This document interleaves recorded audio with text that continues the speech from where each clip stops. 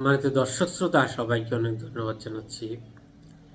আজকে একটা গুরুত্বপূর্ণ বিষয়ে কথা বলবো, সেটা হচ্ছে বাংলাদেশের অন্যতম বড় ইসলামিক দল বাংলাদেশ জামাত ইসলামীর যে নিবন্ধন সংক্রান্ত মামলা, আমরা জানি যে আপিলেট ডিভিশনে পেন্ডিং আছে, সেটার শুনানি আবার শুরু হয়েছে।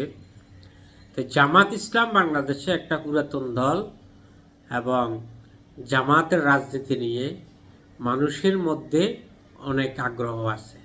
তার কারণ হলো গত সরকারের আমলে জামাত ওইরকম মিডিয়া কাভারেজ পায় নাই। এই জন্য জামাতের রাজনীতি বা জামাতের যে লিডারশিপ আছে এটা নিয়ে মানুষের মধ্যে কৌতূহল আছে।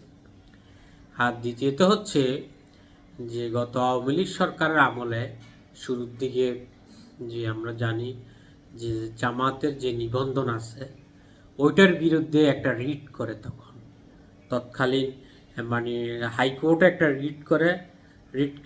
রিট করেছিলেন তখন তরিকত ফেডারেশনের রেজাউল করিম, জাকের পার্টির তৎকালীন মহাসচিব মুন্সি আব্দুল লতিফ এবং সম্মানিত ইসলামিক জোটের সভাপতি তৎকালীন মাওলানা জিয়াউল হোসেন এবং মাওলানা মুজিবুল বাশার মাইজভান্ডারী সহ ওই ঘটনার আরও কিছু লোক জড়িত ছিল।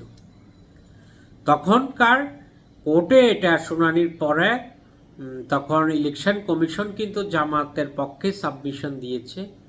দেন পরে ওইটা পরে জামাত পরে হাইকোর্টে খারিজের পরে আপিলেট ডিভিশনে তারা অনেকবার সময় নিয়েছে, কিন্তু একটা পর্যায়ে তারা সময়ের আবেদন করেছে দেশে হরতাল থাকার কারণে, কিন্তু তখনকার আপিলেট ডিভিশন তারা উপস্থিত হয় নাই মর্মে, ডিফল্টার মর্মে তারা খারিজ করে দেয়। তো আমরা পরবর্তীতে পট পরিবর্তনের পরে জামাত এটা রেজিস্টারের জন্য আবেদন করে এবং রেজিস্টারের জন্য শুনানি হয়।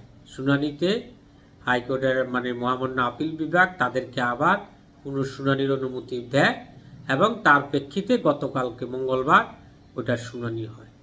জামাতের পক্ষে আইনজীবী ছিলেন শিশির মোহাম্মদ মনির এবং অ্যাডভোকেট আহসান সিদ্দিক। জামাতের পক্ষে ছিলেন আহসানের সিদ্দিক।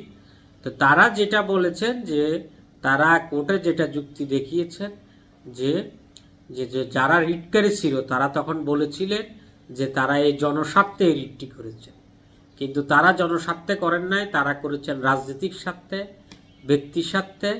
এই জন্য তাদের গ্রাউন্ড নাই। আর হচ্ছে যে ইলেকশন কমিশন যে তাদের পক্ষে যে তারা যুক্তি দিয়েছে এটাও বলেছেন। তো কোর্ট গতকালকের মতো শুনানি মুলতবি করে সামনের সপ্তাহে আবার শুনানির ডেট নির্ধারণ করেছেন এবং নির্বাচন কমিশনকেও জবাব দেওয়ার জন্য বলেছেন। এ হচ্ছে মোটামুটি একটা অবস্থা। তো আমরা মনে করি যে কোনো দলেরই আসলে রাজনীতি করার অধিকার আছে। মানুষ যদি অ্যাকসেপ্ট করে, পিপল যদি অ্যাকসেপ্ট করে, তাহলে তারা ক্ষমতায় যাবে।